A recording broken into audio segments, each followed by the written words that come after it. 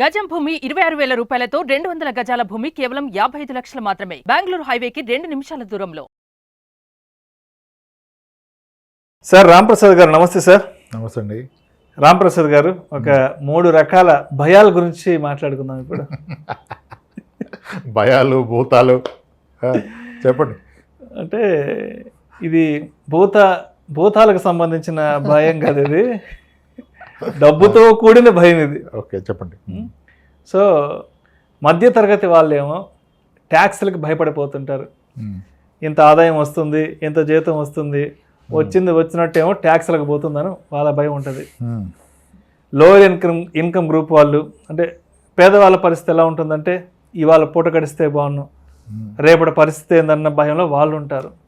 అయితే ఈ 2 భయాలు కాకుండా ఈ కోటీశ్వరులు ధనవంతులు వాళ్ళు దేనికి భయపడుతుంటారు, అసలు వాళ్ళ భయాలు దేని మీదకి వెళ్తుంటాయి? వాళ్ళు అసలు దేనికి భయపడాలో దానికి భయపడతారు, వీళ్ళిద్దరు దేనికి భయపడకూడదు దానికి భయపడతారు. ఓకే. కోటీశ్వర్లు భయపడేది any ultra rich person. Ultra rich అంటే ఆడు ఒక క్లారిటీ వస్తుంది. ఆ క్లారిటీ ఏంటంటే నాకున్న మనీ నన్ను అవుట్లూ చేస్తుంది. I can't outlive your money. అంటే నేను పోయే లోపల డబ్బు ఖర్చు పెట్టాలని క్లారిటీ వచ్చేది కొంతమందికి. అంటే చాలామంది ఆ స్టేజ్లో ఉంటారు కానీ గుర్తించరు. అదొక పెద్ద ప్రాబ్లం. మెనీ పీపుల్ వాళ్ళకి ఈ రోజు వరకు ఉన్న కూడబెట్టిన ఆస్తులు అవే వాళ్ళని దాటి బ్రతే కానీ వీళ్ళు వాటిని దాటి బ్రతకలేరు. యాక్చువల్గా జీవితకాలం ఖర్చు పెట్టడం మొదలుపెట్టినా ఆడుకున్న ఆస్తులు ఖర్చు పెట్టలేరు అన్న విషయం గుర్తించరు. అది గుర్తించిన వ్యక్తి దేనికి భయపడతాడంటే తన యొక్క ఆరోగ్యానికి భయపడతాడు. హెల్త్ గురించి, health fear is the biggest fear for the ultra rich and rich people. ఎందుకంటే ఆరోగ్యంగా ఉంటే తప్ప చూడలేడు కదా అదంతా. అది ఎగ్జాక్ట్లీ. కానీ యాక్చువల్గా ఆ హెల్త్ గురించి భయపడాల్సింది middle class and lower class. వీళ్ళు అప్గ్రేడ్ అవ్వాలి కదా ఆ క్లాస్కి. అవ్వాలంటే మేజర్ రోల్ పోషించేది వీళ్ళ హెల్తే. హెల్త్ ఇది బిగ్గెస్ట్ వెల్త్. నేను చెప్తా ప్రతి క్లయింట్కి, నెట్వర్క్ చెప్పాక 4 crores 6 crores వస్తుంది కదా, ఈ పక్కన 0 పెట్టినా 60 crore 40 crore అయినా హెల్త్ లేకపోతే ఇట్ ఇస్ నథింగ్. అంతే కదా. హెల్త్ ఇది బిగ్గెస్ట్ వెల్త్. 100 కోట్ల ఆస్తుండి కూడా మంచాన పడి ఉంటే ఆ హెల్త్ని కాపాడుకోవాలి. They spend lot of money, rich people on their health. ఈ middle class and lower class వాళ్ళకి మనం చెప్తే, అంటే మనం కూడా మిడిల్ క్లాస్, వీళ్ళని సపరేట్ చేయట్లేదు, మనం మిడిల్ క్లాస్కి చెప్తే మనం కూడా మిడిల్ క్లాస్, మనం అంటాము హెల్తే కదా లైట్ తీసుకుంటాం. ఆ హెల్త్ పోతే ఇంకేం చేయలేం. వాళ్ళు ఏమో అన్ని కోట్లు సంపాదించాక హెల్త్ మీద ఫోకస్ చేస్తారు, మనం హెల్త్ మీద ఫోకస్ చేయం, హెల్త్ ఇన్సూరెన్స్కి డబ్బులు పెట్టం. యాక్చువల్గా పెట్టే స్థామత మన దగ్గర ఉండదు.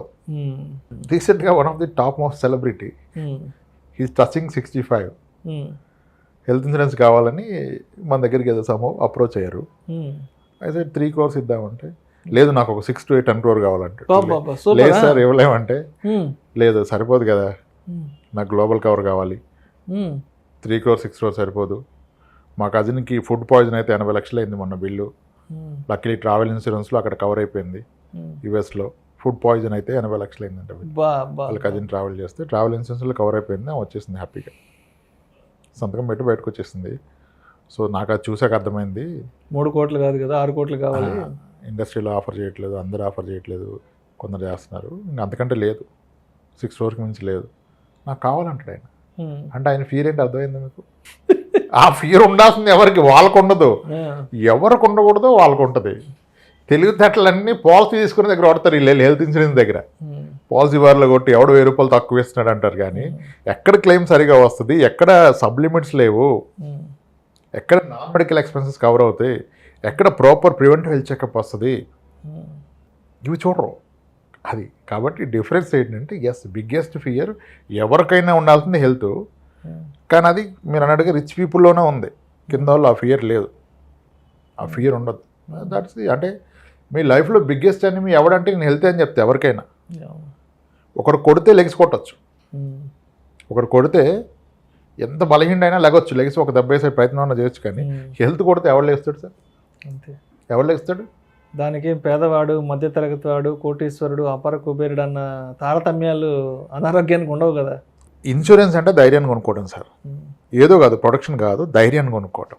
కోవిడ్ టైంలో I still remember one of my client come friend, close ఫ్రెండే, ఆడు ఫోన్ చేసి ఒక హాస్పిటల్లో ఉండి రెమెడీస్వేర్ ఎక్కింది, వాయిస్ అంతా చేంజ్ అయిపోయింది.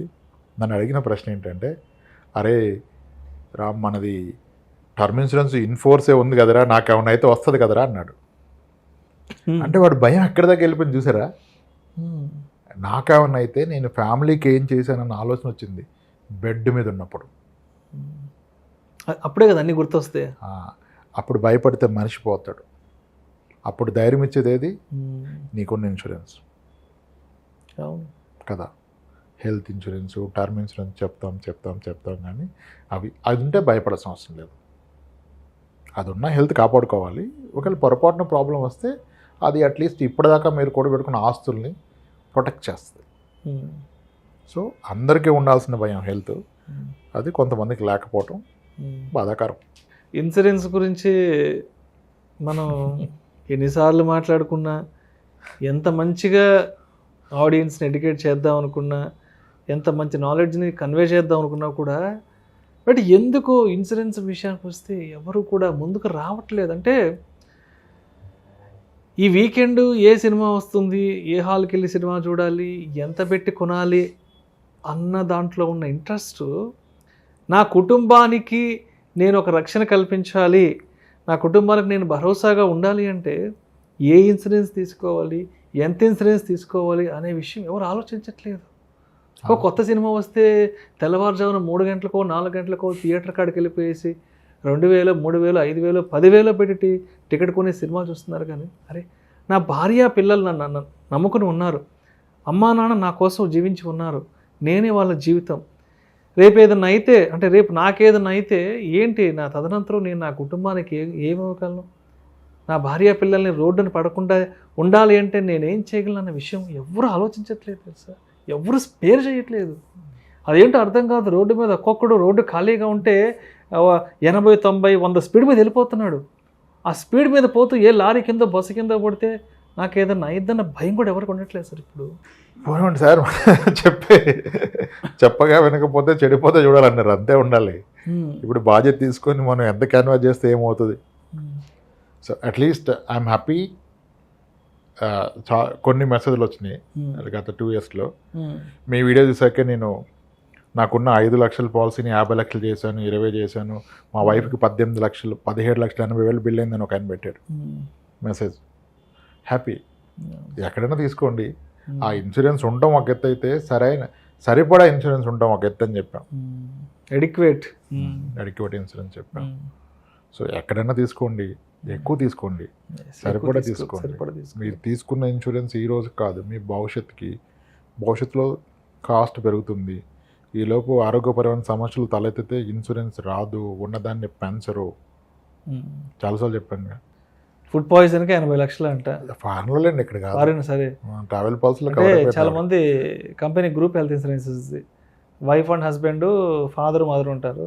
2 lakhs, 3 lakhs అంటే 2 లక్షలు 3 లక్షలు నలుగురికి గ్రూప్ ఇన్సూరెన్స్ తీసేసుకుంటే, అంటే 2 లక్షలు 3 లక్షలు అనేది హాస్పిటల్కి వెళ్ళినా 2-3 గంటలు అయిపోద్దేమో. ఐసీయూలోకి పోతే అయిపోయింది, ఒక హాఫ్ డే. 2 లక్షలు 3 లక్షలు సార్. 3 లక్షలు 5 లక్షల పాలసీ ఉన్నా లేకపోయినా ఒకటే. అందరూ మెల్ల చేతులకి లాగెత్త వచ్చేది 5 లక్షలు. వాటి ప్రాబ్లం 15 అయితే ఏం చేస్తావు, 20 అయితే ఏం చేస్తావు, దానికి ఉండాలి సమాధానం. ఎంతవరకు మమా అనిపిస్తా అంటే ఎట్లా తీసుకోవాలన్నారు కాబట్టి తీసుకున్నా. ఉంది పాలసీ ఉంది, ఎంత ఉంది అది చెప్పాలి కదా సార్. తక్కువ ప్రీమియం ఉండేది కావాలి సార్, తక్కువ ప్రీమియం, తక్కువలో అయిపోవాలి. తక్కువ ప్రీమియం ఉండేది పనికిరాంది కావాలి మనకి. అదే కాదు, ఏ బెస్ట్ అనే ప్రశ్న లేదు, అంటే తక్కువలో అనేది ప్రశ్న. మనం దీని గురించి ఎంత మాట్లాడుకున్నా మనకి ఆయాసం వచ్చేస్తుంది, కానీ చూసే వాళ్ళకి ఆవేశం వస్తుంది, మాట్లాడే మనకు ఆయాసం వస్తుంది.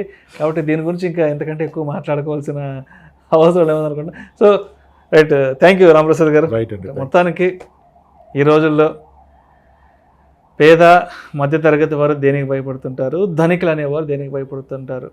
ఒక అడిక్వేట్ హెల్త్ ఇన్సూరెన్స్ అనేది ఒక కుటుంబానికి ఎంతలో ఉండాలి, ఎంత తీసుకోవాలి, ఎంత ఉంటే ఆ కుటుంబానికి ఒక రక్షణ కవచంలో ఉంటుందనే దాని గురించి చాలా చక్కగా అండ్ మరొకసారి మీ స్టైల్లో మీ మార్కు చూపించే విధంగా ఆడియన్స్కి ఎడ్యుకేట్ చేశారు. Thank you so much sir. Thanks అండి.